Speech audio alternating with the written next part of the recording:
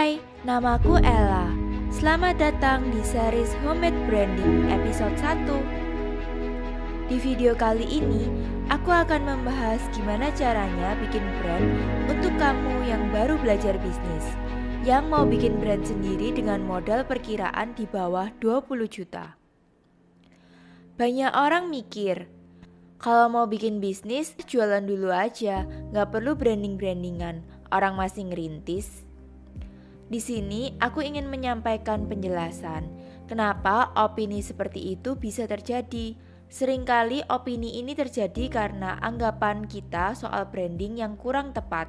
Kita cuma melihat brand adalah logo, desain, packaging, dan hal-hal lainnya. Padahal brand lebih dari itu. Karena itu, sebelum ngomongin hal itu lebih lanjut, pertama-tama aku mau membahas dulu tentang apa itu brand. Sederhananya, brand itu persepsi.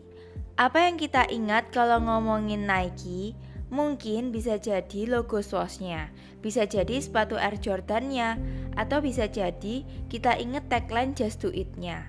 Itu semua persepsi yang didesain oleh Nike. Apa maknanya? Ini bisa beda-beda tiap orang. Bagiku, Nike itu sepatu yang keren, sporty, dan aktif. Kalau pakai Nike, aku berasa seperti atlet pro. Kenapa bisa begitu? Karena aku terpapar sama iklan-iklan Nike yang suka endorse atlet pro. Tapi ada orang yang melihat Nike cuma brand sepatu biasa yang berlogo Swoosh. Mungkin dia pernah lihat toko dan sekilas produknya aja, tapi dia nggak pernah beli produknya. Bandingkan dengan Charles & Keith. Tentunya akan berbeda dengan Nike. Kalau Nike terasa maskulin dan aktif, kalau Charles & Keith mungkin kita melihatnya sebagai wanita modern, dewasa, feminim, dan tinggal di perkotaan. Dari mana kita bisa membayangkan persepsi seperti itu? Tentunya dari kegiatan-kegiatan yang sudah dilakukan brandnya secara konsisten. Contohnya, mari kita bandingkan dua brand sepatu yang sama-sama targetnya wanita. Charles & Keith desain outletnya cenderung simple, minimalis, clean, memberi kesan dewasa, dan modern. Berbeda dengan brand Coach, yang terlihat lebih playful, girly, cenderung terlihat lebih muda. Kegiatan-kegiatan ini disengaja untuk menyampaikan pesan dan karakter tertentu ke audiens. Contohnya, kalau Charles & Keith cocok untuk wanita yang lebih modern dewasa, Ghost lebih cocok untuk remaja yang cenderung suka warna-warna lebih cerah. Jadi kesimpulannya, brand itu apa? Produk ditambah persepsi menghasilkan reputasi dan makna. Produk dan persepsi itu dibuatnya oleh brand owner, sedangkan reputasi dan makna diterima oleh target market. Memang kalau ngomongin brand secara luas, bukan cuma produk, ada personal brand, ada company brand. Tapi di kasus ini, karena pembahasan kita tentang bikin produk brand untuk dijual, maka ngomongin brand gak bisa lepas dari ngomongin produk juga. Kenapa produk tetap penting? Produk kalau bagus, nantinya akan menghasilkan reputasi yang bagus. Bayangin aja, kita udah bikin brand bagus-bagus, tapi produk kita ternyata gak sebagus brandingannya yang kita buat. Pada akhirnya, reputasi kita ikutan jelek. Mungkin banyak pembahasan soal brand itu gak jualan produk, brand itu jualan emosi. Ya betul, tapi kita harus paham step-stepnya dulu. Gak ada brand yang bisa bertahan dengan kualitas produk yang asal-asalan. Nike pun awal kemunculannya tetap nunjukin keunggulan produknya dulu. Jadi, dari definisi brand ini kita belajar, produk tetap menjadi bagian yang penting dari brand karena menghasilkan reputasi. Persepsi inilah yang akan kita desain untuk menghasilkan makna tertentu di market. Selanjutnya, kenapa sih kita harus mulai dengan brand?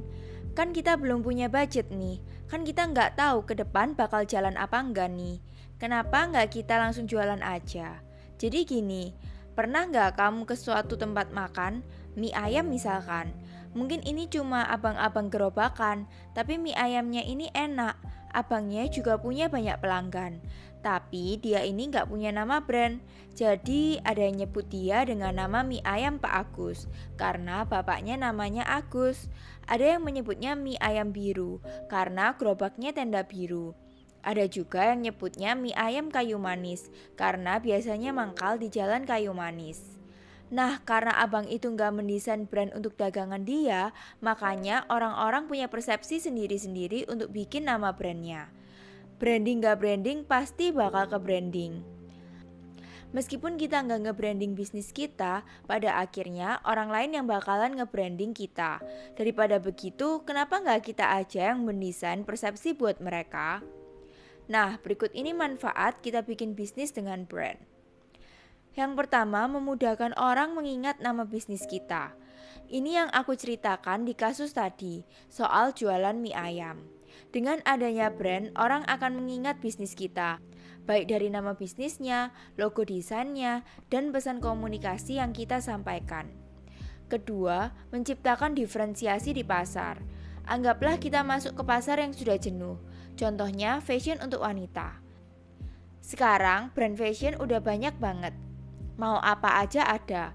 Bisa jadi nantinya yang membedakan itu adalah karakter yang dibentuk brandnya, entah dari visualnya atau dari cara komunikasinya. Mungkin ada brand fashion yang pembawaannya lebih casual, santai, dan main aman. Ada juga brand fashion yang lebih playful, eksperimental, dan sebagainya. Yang ketiga, mendapatkan margin keuntungan yang lebih sehat. Biasanya, orang yang ingin bikin brand adalah orang yang nggak ingin jualan sekadarnya dengan harga yang murah. Karena itu, semuanya disiapkan dengan lebih proper. Mulai dari desain logonya, packagingnya, apa positioningnya, value-nya, dan sebagainya.